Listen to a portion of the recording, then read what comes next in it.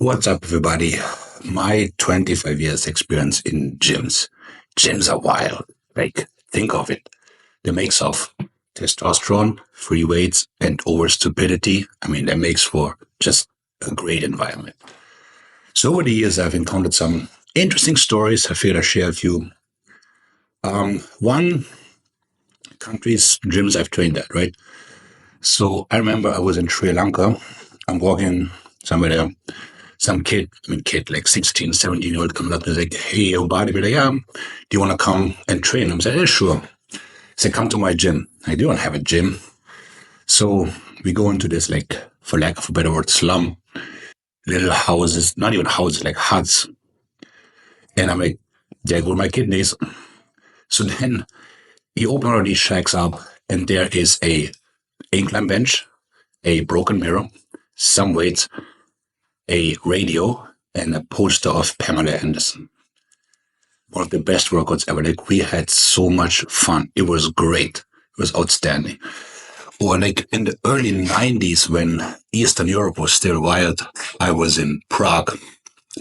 So I go to this gym, it's downstairs, Metallica, back then the Black Album blasting. I was like, this could be good. Open the door. I'm by far the smallest dude. So I'm going to start training there. It was an awesome atmosphere. Arnold posters, Pamela Anderson, again, she was hot back then. And then I'm trying to load the bench, right? And notice there's two kinds of plates. One, lead, 50 kgs, aka like 110, 120 pounds, and wood, 3 pounds. Make it 5. So you either load, you put 2 lead plates, that's 200 pounds, plus the bar. It's a bit much for, let's say, curls. So you guys will figure a better system. But anyways, I may do whatever.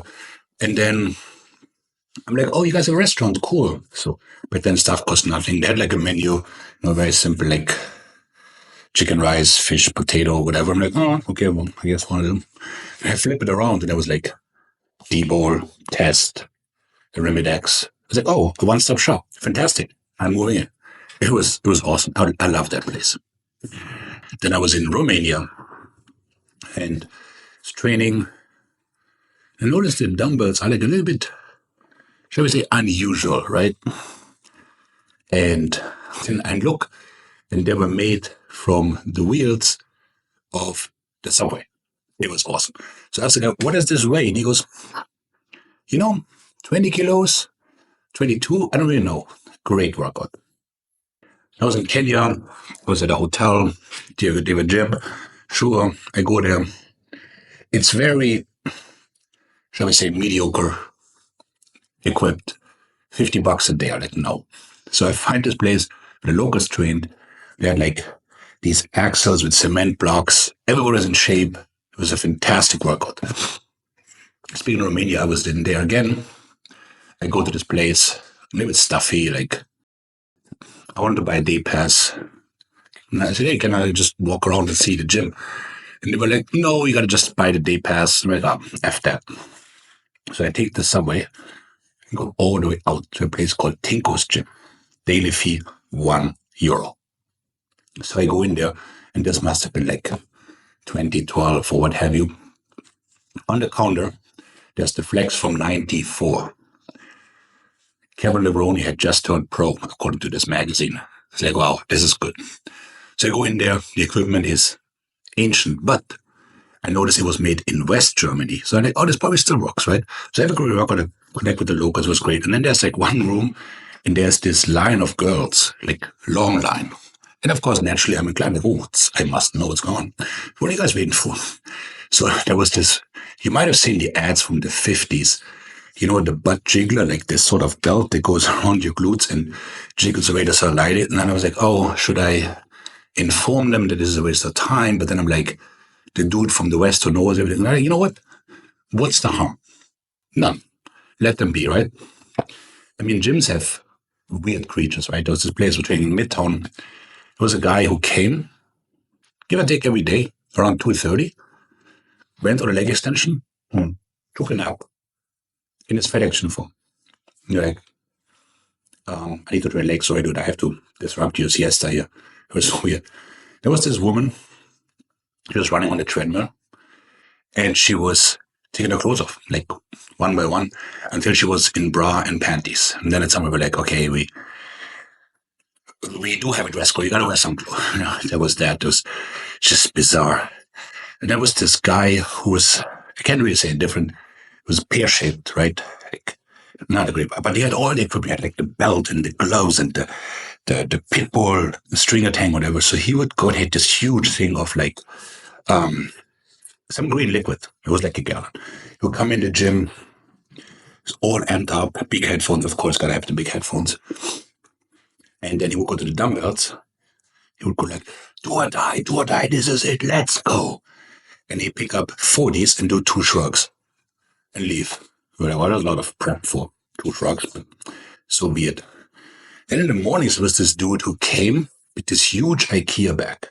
He comes in by bike, mind you, in the New York winter. And he sets up and he starts putting together a dumbbell. Like, he has the metal stick, then he puts on 2 5s. And I'm like, okay, so now it's a 15. Like, we have those, lots of them. And then he puts a rope over the pull-up bar and makes sort of like a lat pull-down. And I was like, well, this is just very confusing because we have all this, but it didn't deter him. And it was like 5 a.m., so there was enough space. I was like, okay, you know what, let this dude be. I guess that's the thing. Like, the way what people do, right? There was a lady, she was, I'm going to say in her 40s, nice physique, nothing great, but just nice physique. She would train 3 hours a day, which I don't know what kind of drugs she would take to do that, but 1 hour of that was the broomstick twist. A full hour. Like, can you imagine knowing going in that you would have to do a full hour of this? That's insane in my book. But people have a right to do stupid things, right? Speaking of stupid things, there's this guy, he's a total jackass, total asshole. You know, one of these guys that like load the leg press with like 25 plates, and then you have to train a client who happens to be, let's say, a female and only can do maybe one, and they take this off. I'm not taking off shit, bro. So anyways, that asshole goes to the squat rack, puts on 135, squats it like a little bit juggly, but okay. Puts on 225, and he just, for the love of God, gets 2 wonky reps. And then this genius that he is, he goes straight to 4 or 5, right? He walks out and it's like lightning strikes him. Back goes out. And I must admit, I was like, well. Karma is a bitch, right? This other guy, it was a hot day, the AC didn't work. And he was wearing a nylon sort of tank top.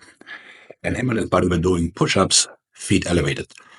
And those were the old plates on the sharp edges. This were layer rolled. And they put 1 plate on his back, then a second, and you got it. It happened what had to happen. The plate slides off and chops off his fingertip. So we put in ice. It was like CSI.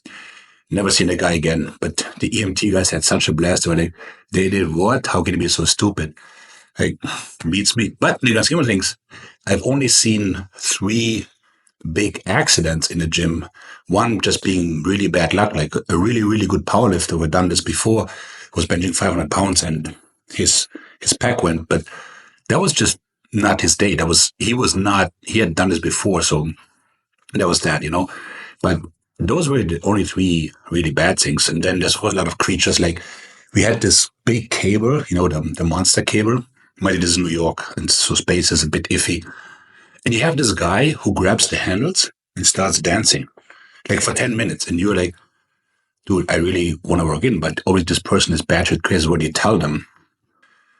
Then you just make do, right? Or the guy who is doing the endless glute kickbacks in front of you, and you're just trying to focus on your shoulder press. I mean, gyms have all kinds of creatures. And, you know, for the most part, it should be a safe place and make people better. But it's also a place where funny anecdotes happen. And I'm glad I grew up in the time where not even the Walkman was around. We actually had to talk to each other. In gyms, there was definitely more camaraderie in the olden days. Not to sound like my dad, but it was.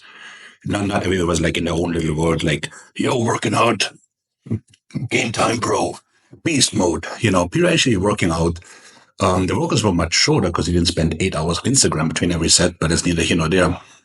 Anyway, these are my greatest hits out of my, shall we say, 20 years in gyms.